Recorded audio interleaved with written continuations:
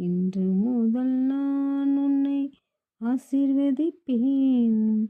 எல்லையில்லா நன்மைகளால் நிரப்பிடுவேன். பெரிய இனமாக்கி ஆசீர்வதிப்பேன். உனது பெயரை நான் உயர்த்திடுவேன். நீ வாழும் இன தேசம் உனக்கு தந்திடுவேன். உனக்கு தந்திடுவேன். இன்று முதல் நான் உன்னை ஆசீர்வதிப்பேன். எல்லையில்லா நன்மைகளால் நிரப்பிடுவேன்.